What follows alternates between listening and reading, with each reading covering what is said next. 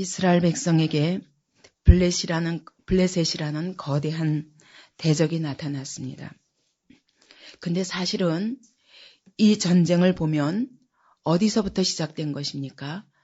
하나님이 애굽에서 건져내실 때부터 여호와께서 너희를 위하여 친히 싸우시리니 이 전쟁은 여호와께 속한 것이라. 하나님이 애굽과 싸우셨고 바로와 싸우셨고 심지어 하나님이 홍해를 건널 때에 홍해와도 하나님이 싸우셨고 또 광야 40년 동안 양식이 없으면 그 양식을 위해서 하나님이 친히 하늘에서부터 만나를 내리셨고 하나님이 물이 없으면 반석을 깨트려서 거기서 물을 내시며 그 가나안 땅에 이르기까지의 아말렉과 모압과 암몬과 옥과 바산과 가는 곳곳마다 하나님이 친히 싸우셨습니다. 더군다나 가나안 땅에 들어와서는 가나안의 7 족속은 다 너희의 이미 밥이다. 왜? 하나님이 너희를 위하여 친히 싸우시며 그 땅을 너희에게 주었다. 그러므로 그 땅에 있는 모든 족속들은 다 하나님의 원수입니다. 우리의 원수가 아니라.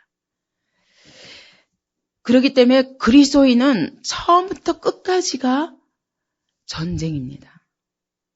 이 전쟁을 바로 알면 이 블레셋 사람들은 어디의 사람들입니까? 가나안 땅의 사람들입니다. 하나님이 가나안 땅에 있는 7 족속을 그들이 너희보다 크고 그들이 너희보다 많다. 그럼에도 불구하고 내가 너희를 위하여 싸움으로 이 전쟁은 그 승리는 너희 것이다. 미리 약속하셨습니다. 그냥 너희는 발바닥으로 밟기만 하면 거기가 바로 너희의 땅이 될 것이다. 무릇 발바닥으로 밟는 곳마다 다 내가 너에게 주었다 말씀합니다. 여호수아가 아직 요단도 들어가기 전부터 하나님이 이미 주었다 과거형으로 말씀하십니다. 그러면서 나가서 가나안 땅에 가서 하라는 것이 무엇입니까? 전쟁이에요. 그들과 싸우라. 그리고 그들을 진멸하라. 그 진멸하는 것은 무엇이라고요? 제사라고 그랬습니다. 하나님 앞에 우리가 드릴 수 있는 제사입니다. 그들을 진멸해서 하나님 앞에 바쳐라. 그들은 곧 제물이다. 그 땅에 있는 모든 가나안의 7 족속은 제물이다. 왜냐하면 가나안 족속은 하나님이 그들을 치기까지 이와 같이 치기까지 500년 동안 기다리셨습니다. 그 땅에 죄악이 관영하였습니다. 하나님이 이미 그 땅은 버리기로 작정하신 땅이요. 심판하실 땅입니다. 그러니까 이 가나안에서 일어나는 전쟁은 하나님의 심판입니다. 세상에 있는 죄에 대한 하나님의 심판입니다. 그러므로 우리가 하는 전쟁은 하나님을 대신한 전쟁이지 우리가 가나안 사람과 싸우는 것이 아닙니다. 그리스도인의 모든 영적 전쟁은 세상 속에 있는 죄와의 전쟁입니다. 세상 속에 있는 사단의 세력과의 전쟁입니다. 이 전쟁에 대해서 하나님의 이름으로 싸우는 것입니다. 하나님은 죄에 대해서 반드시 심판하신다고 말씀하셨습니다. 물론 마지막 날, 세상 마지막 날, 이 땅의 모든 죄들에 대해서 하나님이 완전히 심판하신 날이 옵니다. 그러나 부분적으로 하나님이 그리스도인들에게 심판을 명하십니다. 근데 심판을 명한다는 건 또 다른 말로는 또 구원을 하는 것입니다. 구원과 심판이 그리스도인이 이 땅에서 하나님 대신 해야 할 일입니다. 그렇기 때문에 오늘 우리가 가나안 땅의 전쟁이란 세상에 나가서 복음을 전하면서 그들을 복음으로 정복하든지 하는 것과 함께 뭘 하냐면 그들 속에 있는 복음으로 정복한다는 것은 또 다른 말로 뭐 하면 그들 속에 있는 죄를 멸하는 것입니다. 진멸하는 것입니다. 죄를 이기지 않고는 절대로 한 영혼을 그리스도께 복종시킬 수 없습니다. 그러므로 그리스도인들의 생애는 처음에 애굽에서 건져내오실 적에는 사단의 손에서부터 하나님이 건져내셨습니다. 그죠? 친히 예수 그리스도의 피로 우리를 사단의 손에서 건져내셨습니다. 친히 예수께서 사단과 직접 싸우셔서 사단을 이기셨습니다. 그리고 그 다음부터의 모든 전쟁은 하나님께서 예수로 말미암은 승리로 우리를 구원을 시작하신 하나님께서 구원을 끝까지 우리에게는 베푸시는 것입니다. 그 구원받은 우리를 통해서 세상에 있는 죄와 싸우도록 우리를 부르신 것이 바로 성경의 이야기들입니다. 그래서 오늘 우리가 블레셋을 놓고 블레셋에서 아무리 골리앗과 같이 거대한 그런 거구의 사람이 와서 다윗을 대적하고 이스라엘을 대적한다 할지라도 이 전쟁은 하나님의 전쟁입니다. 이것을 볼 수 있는 눈이 중요한 것입니다. 사울이 왜 문제냐? 하나님이 이스라엘의 왕으로 세우시고 모든 권세를 주셨습니다. 그리고 이 사명을 주신 것입니다. 하나님이 너와 함께 하리라. 너가 할 일은 뭐냐? 오직 주야로 말씀을 묵상하며 하나님의 말씀을 그대로 순종하는 것이 네가 할 일이다. 하나님이 왕이시다. 너희의 모든 싸움은 내게 속한 것이다. 분명히 말씀하셨소. 이것을 볼 수 있는 믿음이 없는 것입니다. 그렇기 때문에 사울은 골리앗 앞에서 쪼그라드는 겁니다.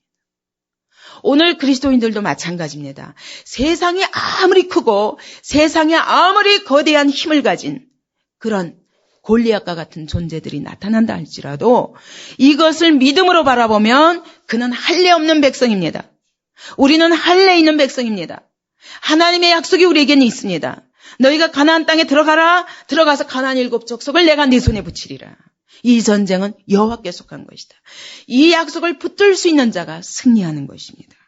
오늘 다윗과 골리앗의 싸움은 육의 눈으로 보면은 어처구니 없는 싸움입니다. 어떻게 이 조그만 이 다윗이 나타나니까 제일 먼저 방해하는 사람이 누구예요? 예? 엘리압. 엘리압이 누구예요? 가족이거든요. 예. 이게 여태까지 육신으로만 봤거든요. 이게 제일 말째 동생이 장형 아버지 같은 형이 보니까 한심한 거예요. 마찬가지입니다. 여러분 영적 싸움을 하려고 그러면 가장 가까이 있는 가족부터 방해가 됩니다. 왜? 영으로 보지 못해요. 차라리 남이면 영으로 볼 수 있는데 가까운 육이기 때문에 계속 육으로 보니까 영적 싸움의 실체를 알지 못해요. 하나님이 그와 함께 무엇을 하시는지 못 보는 것입니다. 그러나 다윗은 엘리압이 아무리 조롱하고 멸시한다 할지라도 개의치 않습니다. 개의치 않습니다. 영적 싸움을 하려면 가족들이 뭐라 그러든 그거 개의하면 아무것도 못합니다. 이것은 혈과 육의 싸움이 아닙니다. 그 다음에 또 나오니까 이번에는 누가 조롱을 합니까? 아니 이스라엘 측에서 한 장수가 나온다고 그러니까 골리앗이 이제 그래 한번 싸워보자. 어떤 놈인가 하고 보니까 쬐그만 아인 거예요. 그래서 여기 보니까 다윗을 보고 업신여기니 이는 그가 젊단 말이 어린 소년이라는 뜻입니다. 그러니까 그냥 젊은이다 이 정도가 아니라 10대인 거예요. 10대. 어린 소년이고 붉고 용모가 아름다움이다. 이게 아주 아이고 어려라 귀여워라 하는 정도라는 거예요. 그가 준수하게 잘생겼다는 뜻이라기보다 너무 어려가지고 아이고 아직 이쁜 아이네 이 정도인 겁니다. 이런 아이가 달려드니 블레셋 사람이 기가 딱 찬 겁니다. 그래서 업신여기며 왜냐하면 그는 육을 보는 자요 육과 싸우는 자이기 때문에 블레셋 사람이 다윗에게 이릅니다. 네가 나를 개로 여기고 네가 기껏 막대기 하나 들고 이 조그만 녀석이 달려드느냐 하고 지금 조롱하는 것입니다. 그러면서 그 신들의 이름으로 다윗을 저주했다고 그러는데 히브리어로는 다윗의 신의 이름으로 그러면 얼마나 기가 막힌 겁니까? 하나님을 모독하는 거예요. 너의 신이 어떤 신이라고? 야 저주나 받아라 하고 하나님과 함께 다윗을 함께 모욕하는 것입니다. 하나님까지 멸시하는 언동으로 나옵니다. 그러면서 내게 와라. 내가 네 고기를 공중의 새들과 들짐승에게 주리라. 그랬더니 다윗이 나아갑니다. 같이 맞서서 나가는데 그래 당신은 칼과 창과 단창으로 내게 나오지만 당신이 조롱하는 만군의 여호와의 이름으로 내가 나아간다. 이스라엘 군대를 모욕하는 너에게 하나님의 이름으로 나아간다. 그리고 나갑니다. 다윗에게는 무슨 믿음이 있냐면 하나님이 애굽에서부터 우리를 건져내실 때에 어떻게 바로의 손에서 우리를 건져내셨으며 어떻게 모든 길목에서 하나님이 친히 싸워주셨으며 하나님은 자연과도 싸워주셨습니다. 그죠? 자연의 재앙과도 싸워주셨습니다. 그런데 더군다나 이 가나안 땅에서는 하나님이 친히 명령하신 것입니다. 그러므로 그는 하나님의 이름으로 이것은 하나님의 전쟁에 속한 것이지 나의 전쟁이 아니라는 것입니다. 우리 하나님이 어떤 하나님인 줄 아느냐? 내가 지금 모독하는데 오늘 여호와께서 너를 내 손에 붙이실 것이다. 내가 너를 쳐서 네 머리를 베고 블레셋 군대의 시체로 오늘날 공중에 세워 땅의 들짐승에게 주리라. 그러니까 골리앗이 말하는 대로 그대로 받아서 만군의 여호와 이름으로 하나님이 내 손에 붙이실 것이다. 다윗은 절대로 자기를 자랑하지 않습니다. 자기 자랑할 것도 없고, 그죠? 그러면서 하는 말이 이렇게 하시는 이유가 뭐라고요? 이스라엘의 하나님이 계신 줄 알게 하시기 위하여 하나님이 나를 부르셨다는 겁니다. 이것이 하나님의 교회가 그리고 그리스도인들이 세상에 대해야 할 자세입니다. 오늘 직장에 가서도 내가 그리스도인인 것도 밝히지 못하고 술자석에 가서는 같이 술을 퍼마시고 타협해야 할 자리에서 그래야 부끄럽지 않거든. 자기 이름을 그리스도인의 이름을 싹 가리우고 세상과 똑같은 방법으로 살고 있는 그리스도인들이기 때문에 세상의 밥이 될 수밖에 없습니다. 그러나 이것을 분명히 알고 내가 비록 홀로지만 만군의 여호와의 이름으로 그리스도의 이름으로 내가 서 있고 오늘 하나님이 나를 통해서 세상에 내 안에 하나님이 살아 계신 줄을 알게 하도록 하나님이 나를 부르신다는 것을 믿는 사람이라면 세상에 대해서 이런 자세로 서야 됩니다. 세상이 아무리 크고 골리앗이 아무리 강하다 할지라도 그래서 하나님의 교회는 오늘날 하나님의 교회는 전투적인 교회라고 말합니다. 싸워야 되는 것입니다. 죄와 세상과 싸워야 되는 것입니다. 사단의 권세와 싸워야 되는 것입니다. 그렇게 해서 하나님이 그렇게 믿는 자를 통해서 하나님이 일하심으로 세상이 내 안에 살아계신 하나님을 보게 되는 것입니다. 그렇게 해서 세상이 교회 속에 살아계신 하나님을 보게 되는 것입니다. 근데 교회가 싸우기 싫어합니다. 세상과 똑같은 방법으로 목회하고 세상의 한 사업을 운영하듯이 목회를 하고 세상의 모든 그런 성공을 위해서 눈에 보이는 번영을 위해서 교회가 세워지고 운영된다면 세상에 어떻게 우리 안에 계신 하나님을 보겠습니까? 구별되어야 됩니다. 하나님은 애굽에서 우리를 건져내실 때 홍해를 통과할 수밖에 없었던 것은 다시 돌아가지 못하도록 분리입니다. 분리. 세상으로부터의 완벽한 분리입니다. 그리스도인들은 세상으로부터 분명히 분리되지 않으면 안 됩니다. 살아가는 방법이 달라야 됩니다. 생각하는 방법이 달라야 됩니다. 세상 사람들은 정욕대로 생각하지만 그리고 세상의 풍습대로 생각하고 세상의 가치관 그것은 공중권세 잡은 자가 이끄는 풍습입니다. 그것을 따라갈 수 없습니다. 우리는 이제 하나님의 것으로 구별된 자들입니다. 그러므로 하나님의 방법대로 하나님이 말씀하시는 대로 하나님의 그 길대로 그렇게 나아가야 됩니다. 분명한 분리가 이루어져야 그때 하나님의 이름을 드러내시지 않겠습니까?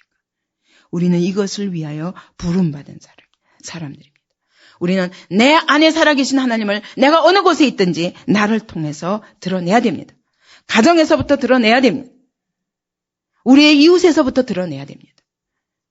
교회가 지역사회를 향하여 드러내야 됩니다.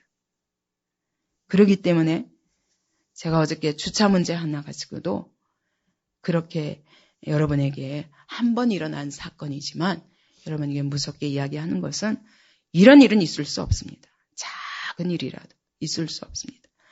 하나님 앞에서 어떻게 구별된 자들이어야 되는데 세상이 볼 때 오죽하면 하나님이 너희가 세상 사람에게 손해를 주었으면 4배를 갚으라 하시. 4배를. 억울하죠. 손해 준 것만큼만 갚으면 돼. 하나님 4배로 갚으라고 그랬어요. 그렇게 우리가 구별되게 살아야 우리의 복음이 능력이 있습니다. 그래서 다윗을 보면 하나님의 임재의식이 강한 사람이에요. 그죠? 여호와께서 이스라엘 가운데 계신 줄을 알게 하리라. 지금 이스라엘이 어떤 중에 있으니까 이스라엘 백성들도 이 싸움이 어떤 싸움인지 모르고 흐느흐느하고 사울도 완전히 무너져가지고 저 뒤에서 덜덜덜덜 떨고 있고 하나님을 이미 버린 자들입니다. 오직 다윗 홀로 그럼에도 불구하고 하나님은 이스라엘 가운데 계시다고 다윗은 확신하는 것입니다. 왜냐하면 이것은 우리의 모습이 어떠하든 간에 하나님이 약속이기 때문입니다. 하나님은 약속이 신실하신 분입니다. 이렇게 다 믿음도 잃어버리고 세상과 구별되지 못하는 이런 사람들이라 할지라도 하나님이 버리지 아니하시고 자기 이름의 영광을 위해서 반드시 이스라엘 중에서 그 영광을 드러내시는 분이에요. 누구든지 믿는 사람 한 사람만 있어도 일하시는 하나님이심을 다윗은 믿었던 것입니다. 만일 하나님이 우리를 위하시면 누가 우리를 대적하리요? 만약 하나님이 우리를 택하신 자들을 우리가 그분의 것으로 삼으셨는데 누가 하나님의 자녀들을 송사하리요? 아무도 송사할 수 없고 누가 정죄하리요? 누가 그 하나님의 사랑에서 우리를 끊으리요? 환난이나 핍박이나 기근이나 칼이나 그 어떤 것도 하나님의 사랑에서 우리를 끊을 수 없으리라. 이것이 다윗의 확신입니다. 비록 이스라엘의 공동체의 모습이 이러하다 할지라도 하나님은 자기 백성을 위하여 지금도 일하신 하나님. 그러므로 내가 만군의 여호와 이름으로 나아간다는 것입니다. 또 그는 고백합니다. 또 여호와의 구원하심이 칼과 창에 있지 아니함을 이 무리로 알게 하리라. 전쟁은 여호와께 속한 것인즉 그가 너희를 우리 손에 붙이시리라. 이것이 히브리 말로는 이 전쟁에 여호와께서 함께 하신다. 이 전쟁은 하나님이 친히 싸우시는 전쟁이다. 이런 고백인 것입니다. 골리앗과의 싸움을 다윗은 자기와의 싸움으로 보지 않았습니다. 오늘 우리가 육과 육으로 신앙생활을 한다 하면서도 늘 육에 매어 살기 때문에 이런 영적 전쟁에 능할 수가 없는 것입니다. 이것은 믿음의 싸움입니다. 하나님이 우리 가운데 계신 것을 믿고 하나님이 우리에게 약속하신 그 약속을 붙드는 믿음, 거기에 따라서 우리의 승리가 있는 것입니다. 그래서 이 다윗이 이 무서운 골리앗을 물맷돌 하나로 달려나가서 하필이면 갑옷을 투구부터 시작해서 다 갑옷을 얼마나 57kg나 되는 갑옷을 입은 그런 사울에게 골리앗에게 어떻게 하필이면 다 여기 얼굴밖에 남은 것이 없는데 딱 이 말을 정중하는 것입니다. 아마 얼굴 중에서도 딴 부위를 쳤으면 절대로 안 죽었을 거예요. 근데 급소를 지른 것입니다. 기가 막힌 기술인 거예요. 근데 그가 이런 기술이 없이 그냥 믿음으로만 나아가가지고 됐겠습니까? 물론 하나님이 또 달리 일하시는 방법이 있겠지만 그러나 하나님의 백성들은 어느 시대나 쓰임받은 백성들을 보면 준비된 사람들입니다. 준비된 사람들. 다윗은 믿음만 준비된 사람이 아닙니다. 이 물맷돌 하나 가지고 요거 하나 가지고 곰도 물리치고 사자도 물리치고 사자의 발톱에도 그냥 사자의 일이나 이 사자나 곰이 양을 움켜잡았는데 그 움켜잡은 그 발톱에서부터 양을 건졌다는 거예요. 굉장한 사람인 거죠. 그죠? 그러니까 그는 양떼를 치는 이 양치기 작업부터 자기에게는 일상생활이에요. 나머지 7 형들이 다 아버지와 함께 잔치를 벌릴 때도 다윗은 배다른 동생으로서 홀로 양치기만 하고 있었던 겁니다. 그렇기 때문에 사무엘이 불렀을 때 그 자리에 다윗을 부를 생각을 안 해요. 아들들을 다 데려오라고 했는데도 이 아들은 아주 아들 취급도 못 받는 겁니다. 그러는 가운데서 늘 양치기만 하고 있는데 그 몇 마리의 양을 치는데 이렇게 충성스럽도록 그 양떼를 지키는 일에 자기 몸을 다 던져서 여러분 사자와 곰과 싸운다는 건 더군다나 어린 소년이 다윗은 자기 생활 속에서, 평상 생활 속에서 영적 싸움을 해온 것입니다. 곰과 사자와 싸울 적에도 하나님의 이름으로 싸웠던 것입니다. 그런 실제로 그렇게 자기 삶 속에서 계속 그 한 가지 작은 일을 감당하기 위해서 익힌 기술이 있었습니다. 하나님의 이름으로. 그까지 양떼 잃어버리면 그만이지. 모르겠다. 그래도 그만인데 그는 아닙니다. 아버지의 양떼를 지키는 일에 그렇게 충성스러웠던 다윗이었기 때문에 그 양떼를 지키는 일에도 기술이 필요했던 거죠. 그때 익힌 이 물맷돌 기술로 오늘 골리앗과 싸우는 것입니다. 여러분, 오늘 젊은이들이 준비해야 될 것이 무엇이냐면, 저는 그래요. 내가 여러분 나이면 얼마나 좋을까. 내가 지금 이 믿음을 가지고 여러분 같은 20대라면 난 너무 준비할 것이 많아요. 저는 역사부터 다시 공부할 것입니다. 그래서 이 땅에 일어난 모든 역사와 그 다음에 이 땅에 있는 모든 과학적인 증거들을 다해서 하나님의 말씀만이 진리인 것을 내가 힘있게 선포하겠습니다. 여러분, 우리들이 실력을 준비하지 않으면 안 됩니다. 우리가 싸워야 하는 싸움은 세상과의 싸움인데, 이 세상과의 싸움은 하나님이 없는 가치 체계와의 싸움입니다. 하나님이 없는 생활 양식과의 싸움입니다. 이것들이 어떻게 잘못됐는가? 하나님 없이 이루어진 역사 속에, 그러나 하나님이 없다 했지만 하나님이 어떻게 그 역사 속에서 일하셨는가? 이런 것들을 드러내기 위해서 우리는 역사학자들과도 싸워야 되고, 그죠? 과학자들과도 싸워야 되고, 하나님을 부인하는 정치 세력과도 싸워야 되고, 하나님을 부인하는 언론과도 싸워야 되고, 하나님을 부인하는 모든 돈 가진 자들과도 싸워야 됩니다. 그것이 그리스도인의 사명입니다. 그러려면은 그들이 가지고 있는 그런 지식들의 헛된 것들을 발견하기 위하여 우리는 물맷돌처럼 여러분 학문도 준비해야 되고 모든 것 준비해야 됩니다. 세상보다 뛰어나야 돼요.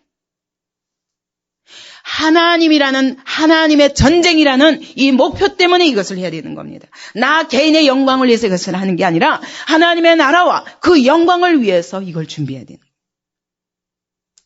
그래서 공부를 하되 목표 있는 공부. 저는 너무 억울해요, 진짜.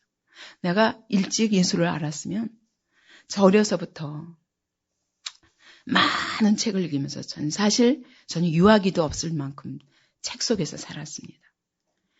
그러나 목표가 없기 때문에 그냥 이 책 읽었다 저 책 읽었다. 지금 돌아보면 그런 것들을 다 복음과 딱 맞대어서 정리하고 싶은데 그럴 시간이 없어요. 지금 말씀 전하기도 바빠가지고. 여러분, 지금부터 여러분이 할 수 있는 모든 공부를 하십시오. 나는 세상의 합리주의와 싸우고 싶습니다. 세상에 있는 물질주의가 뭐가 틀렸는가 싸워야 됩니다. 세상에 있는 쾌락주의가 우리에게 가져오는 그 사망이 무엇인가를 세상에게 분명히 선포해야 됩니다. 세상에 있는 성공주의와 세상에 있는 모든 이론들, 세상에 있는 모든 인본주의적인 학문이 어디가 틀렸는가 분명히 여러분 물맷돌을 가지고 나아가서 싸워야 됩니다. 이것을 위해서 이제 대학 들어가는 사람들, 여러분들은 대학에 가서 목표 있는 싸움을 하시기 바랍니다. 그냥 이과가 있으니 거기는 이과가 수준이 높으니까 이과 간다. 그게 아니라고요. 그게 아니라고. 저는 우리 아들들에게 정말 그때부터 믿음이 있었으면 처음부터 대학부터 그렇게 정했으면 좋겠는데 그래서 공부만 잘한다는 것 때문에 이과 보낸 것이 너무너무 가슴 아파요. 얼마나 이게 인본주의적인 학문들과 싸우려면 인문학을 하지 않으면 할 수가 없습니다. 이제부터라도 늦지 않았으니까 많은 책을 읽으면서 세상의 이론들에 대해서 복음으로 맞서시기 바랍니다. 우리는 믿음이 있어야 되고 하나님의 말씀을 바로 알아야 되고 그러나 먼저 하나님의 말씀 바로 알지 않고는 무너지더라고요. 우리 정배가 대학 들어가가지고 2학년 때 철학이 재밌다고 그러면서 열심히 철학 과목에 들어가더라고요. 이과에 다니면서. 그래서 저는 속으로는 사실 박수셨습니다. 그래, 많이 공부해도 가지고 이제 이 복음과 함께 비교하면서 네 믿음을 정립을 해라. 이랬더니 들어가서 그 철학 선생님이 너무너무 강의를 잘했다나요? 무너지더라고요. 믿음이 무너지더라고요. 그래서 믿음이 먼저 준비되지 않으면 우리가 세상 이론을 먼저 들으면 무너집니다. 그렇기 때문에 제가 여러분들에게 다 하기 전에 먼저 하나님 앞에 나와서 말씀으로 무장하라는 것입니다. 다윗의 승리는 첫째는 믿음에서 왔습니다. 이 전쟁은 여호와께 속한 전쟁이라는 것. 우리 그리스도인들은 하나님의 전쟁을 위하여 부름받은 자들이라는 확신이, 믿음이 다윗에게 있었습니다. 세상과의 싸움이 우리의 사명이라는 것에 대한 다윗은 확실한 사명이 있었습니다. 하나님의 나라는 비록 사울이 왕이지만 사울이 왕이 아니라 하나님의 왕이시라는 것을 다윗은 믿는 믿음이 있었습니다. 그리고 자기를 하나님이 기름 부으셨을 때 이때가 바로 하나님이 나를 위하여 준비하신 때라는 믿음이 있었습니다. 내가 바로 이렇게 연약할지라도 그러나 하나님이 이 싸움을 허락하신 싸움이기 때문에 하나님께서 친히 싸워주실 것을 믿었습니다. 다윗의 실력도 있었겠지만 어떻게 그렇게 정확하게 거기 가서 맞아서 그 골리앗을 무너뜨리겠습니까? 이것은 첫째가 믿음입니다. 그리고 두 번째가 이 물맷돌이 없으면 절대로 힘있게 용기 있게 나아갈 수 없습니다. 그죠?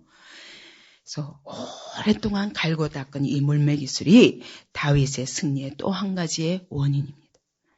그 기술은 늘 삶 속에서 자기가 양치기라는 이 작은 목자라는 작은 직업 속에서 충성스럽게 하나님의 이름으로 그 일을 감당했기 때문에 얻을 수 있었던 기술입니다.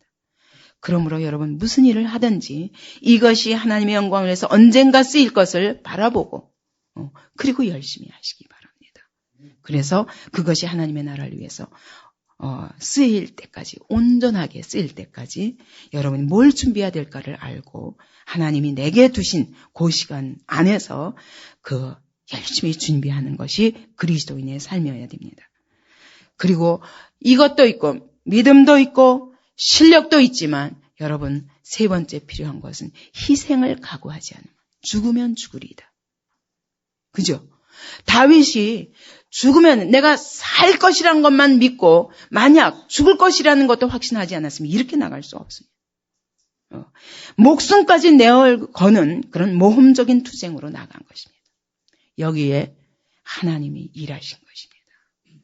오늘 그리스도인들에게 믿음과 이러한 분명한 실력과 또 한 가지는 헌신적인, 희생적인 믿음. 나를 완전히 죽으면 죽으리라는 일사각오를 가지고 나가지 않으면. 다니엘의 세 친구도 그랬습니다. 하나님이 그리하지 아니하실지라도 나는 절대로 금신상에게 절하지 않겠나이다. 이것이 모든 그리스도인의 승리한 그리스도인들의 동일한 고백인 것입니다. 오늘 우리가 이 싸움을 통해서 오늘 우리의 싸움은 무엇인가 돌아봐야 됩니다. 그리스도인들은 첫째는 결국 죄와 사단과의 싸움입니다. 근데 사실은 사단과의 싸움은 이미 그리스도께서 대신 싸워주셨습니다.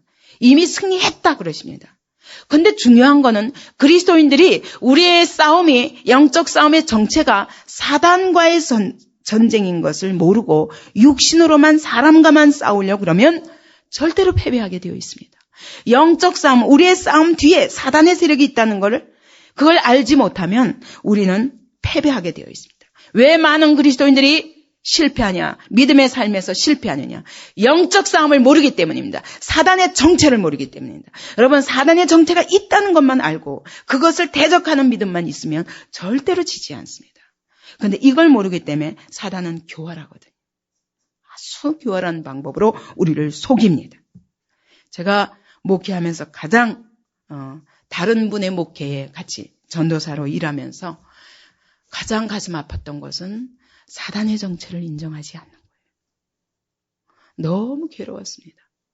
사단의 정체를 인정하지 않으니까 성령의 정체도 실체로 인정하지 않더라고요. 물론 성령 충만 얘기하고 성령을 다 얘기했는데 성령의 역사가 실체가 아니에요. 그렇기 때문에 거저 모든 일을 사람의 방법으로 인본주의적으로 해결하는 모습을 보면서 도저히 함께할 수가 없었어요. 함께하는 2년 반이 저한테는 말할 수 없는 고통이었습니다. 그러면서 이 영적 싸움을 하는 가운데서 일어나는 그런 실제적인 승리의 전적이 오히려 이상한 그런 경쟁 대상이 되고 그것 때문에 사람과 사람과의 다툼이 되고 이러더라고요.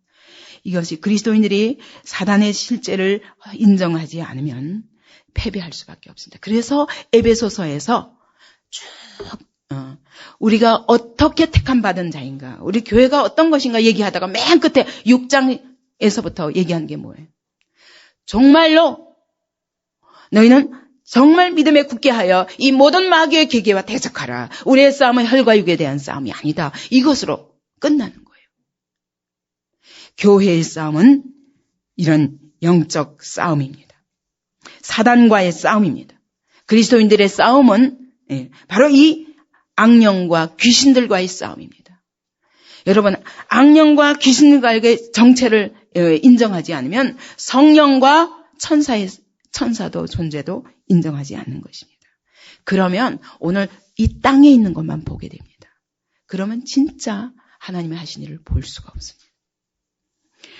그래서 우리의 싸움이 결국은 사단의 세력이 배후에 있다는 거 반드시 알고 이 사단을 두려워하지 않고 교활한 방법으로 우리를 속인다 할지라도 절대 속지 아니하고, 사울은 이거 모르는 거예요. 이걸 모르기 때문에 골리앗 앞에 나아갈 수가 없습니다. 그 다음에 이 사단이 우리에게 갖다 주는 것이 뭐냐면 죄거든요. 끊임없이 우리를 속여서 하나님을 믿지 못하게 하는 겁니다. 그렇기 때문에 사단과의 대적에 있어서도 베드로전서 5장 8절에서 뭐라고 그럽니까? 근신하라, 깨어라. 너희 대적 마귀가 오는 사자와 같이 너희를 삼킬 자를 두루 찾나니. 그러므로 너희는 어떻게 하라고요? 믿음을 굳게 하여 저를 대적하라. 믿음으로 싸우라는 것입니다. 사단과의 싸움은 믿음으로 싸우는 것입니다. 예수께서 이미 싸워서 승리한 것을 믿는 믿음입니다. 그 다음에 우리가 싸워야 될 것은 이 사단이 역사에서 우리를 죄를 불러오는데 내 안의 죄는 육신의 정욕과의 싸움입니다. 그죠? 육신의 정욕. 예수께서 내 죄를 다 사하셨지만 그럼에도 불구하고 내 안에 남아있는 타락한 본성과 내 안에 있는 죄의 습관과 내 안에 있는 죄의 기질과 이것과 싸워서 내 안에 있는 죄와의 싸움, 이 싸움을 해야 우리가 영적 싸움에 승리할 수 있습니다. 그 다음에 이 싸움에 승리한 자들이 세상의 싸움과 승리하게 되는 것입니다. 그 세상과의 싸움이 바로 아까 이야기한 대로 하나님 없는 가치체계, 이 지구상에 있는 모든 인류들이 가지고 있는 생활 양식, 이 시대가 가지고 있는 세속적인 정신, 이런 것들이 바로 우리가 싸워야 할 싸움들입니다. 이런 싸움들은 절대로 혼자 싸울 수 없습니다. 혼자 싸울 수 없어요. 거대한 세상과의 싸움을 혼자 싸울 수 없기 때문에 하나님은 거대한 세상 속에 하나님의 나라를 심으셨습니다. 그것이 하나님의 교회입니다. 이 땅에.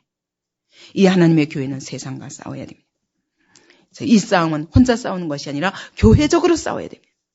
교회들이 예수 그리스도의 이름 안에 묶여가지고 세상과 싸워야 됩니다. 그러나 오늘 개교회주의가 얼마나 무서운 사단의 계기인가 알아야 됩니다.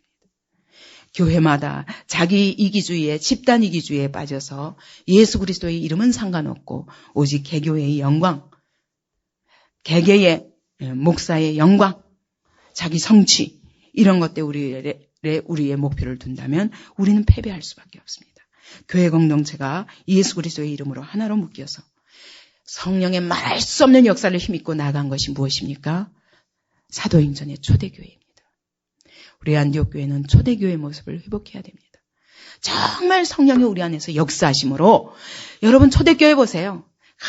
예수를 죽인 바로 그 세력들 안에서 초대교회가 몇 사람 안 돼요. 몇 사람 안 돼요. 12제자로부터 시작했습니다.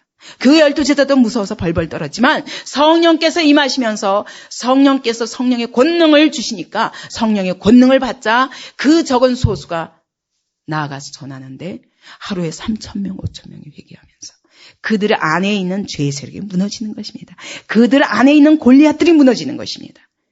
그러면서 그렇게 시작하면서 얼마나 많은 핍박을 받았습니까? 12사도가 다 순교했습니다. 그것뿐입니까? 초대교회가 250년 동안 로마 황제들에 의해서 수많은 피를 흘리며 죽임을 당했습니다. 그럼에도 불구하고 오늘 이렇게 온 세계적으로 복음이 퍼져 있는 것은 하나님의 성령께서 하시는 일이지 우리가 하는 것이 아닙니다. 오늘도 동일한 우리 앞에, 오늘 이 시대 앞에 이런 싸움이 있는 것입니다. 오늘 이런 싸움을 위해서 여러분 성령으로 무장하는 우리가 되기 바랍니다. 성령의 권능을 받고 내 안에 있는 죄와 먼저 싸우고 세상에 있는 죄와 싸워서 정말 하나님의 나라를 굳건히 하는 그런 믿음의 사람들이 되기 바랍니다. 통성으로 기도하겠습니다. 사랑하는 아버지, 내 안에 있는 죄와 싸울 수 있도록 하나님 힘을 주시옵소서.